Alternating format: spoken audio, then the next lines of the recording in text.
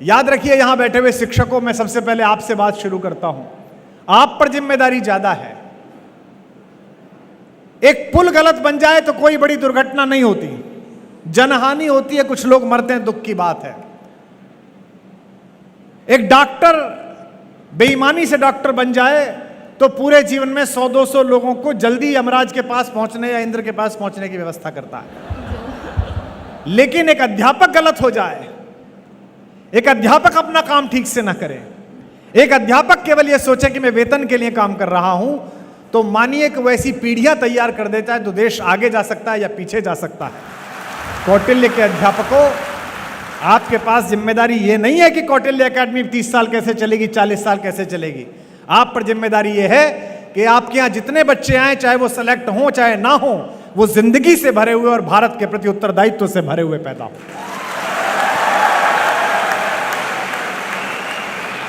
ये जो इर्रेस्पॉन्सिबिलिटी हमारे बीच आ गई है, ये जो गैर जिम्मेदारी हमारे बीच आ गई है।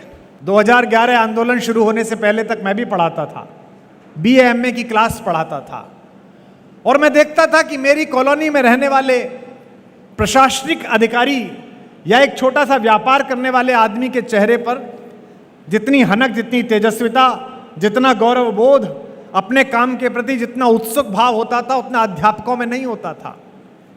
क्योंकि आप इस बात से मत तोलिए खुद को कि आपको वेतन कितना मिलता है। आप इस बात से मत तोलिए कि आपको विधायक जी जानते हैं कि नहीं जानते, उषा जी आपकी मंत्री, हमारी बड़ी बहन आपको जानती हैं कि नहीं जानती हैं। आप इस बात से तोलिए कि ये सब लोग ट्यूबलाइट में कनेक्शन लगाने का काम करते हैं। आप अध्यापक हैं, आप एक दीपक से लाखों दीपक जलाने का काम करते हैं। यह आपका कौशल है। बहुत सारे अध्यापकों को यह बात लग सकती है कि कुमार विश्वास ऐसी बात इसलिए कह रहे हैं कि खुद भरे पेट के आदमी हैं। बिल्कुल गलत बात। अर्थ से किसी बात की अर्थवत्ता तय नहीं होती, पैसे से किसी बात की चीजें तय नहीं होती हैं। और अगर अर्थ से चीजें तय होती तो यहां हिस्ट्री तो सब लोग पढ़ते हो, इतिहास तो सब लोग पढ़ते हो। जितने इतिहास के विशेषज्ञ बैठे हों या गुरुजन बैठे हों, मुझे याद करके बताएं, पूरे 1000 साल में 2 सेठों के नाम बता दो। पूरे 1000 साल के भारत के इतिहास के सेठों के नाम पता नहीं है तुम्हें। 14वीं शताब्दी का सबसे बड़ा सेठ कौन था, दिल्ली का, पता नहीं है। 16वीं शताब्दी में इंदौर का सबसे बड़ा सेठ कौन था, पता नहीं है। केवल 2 सेठों के नाम इस देश को याद हैं। एक अपनी स्वतंत्रता और अस्मिता के लिए लड़ने वाले महाराणा प्रताप के लिए अपने पूरे खजाने को खोल देने वाला भामाशाह, और एक स्वतंत्र भारत की लड़ाई में गांधी के पीछे अपना धन लगा देने वाले बिड़ला जी। केवल 2 सेठों के नाम याद हैं। इन 2 सेठों के नाम भी क्यों याद है? इन 2 सेठों के नाम इसलिए याद हैं कि इन दोनों सेठों ने अच्छे काम के लिए अपने पैसे को लगाया। इसलिए नहीं कि उन्होंने पैसा बहुत कमाया। ब्रांड के लोग मुझसे कहते हैं कि फला प्रोग्राम में चले जाइए, टीवी में फला काम कर लीजिए, रेस्टोरेंट खोल दीजिए। तो मैं कहता हूं ये मेरा काम ही नहीं है। 1-2 काम मैंने ऐसे किए थे जो मुझे नहीं करने चाहिए थे, उनका पश्चाताप आज तक पूरा नहीं हो रहा मुझसे। ईश्वर ने तय कर दिया, नियति ने तय कर दिया, मुझे कहकर भेज दिया कि कुमार विश्वास, तुम्हें मैं विशेष कृपा से नवाज रही हूं बेटा।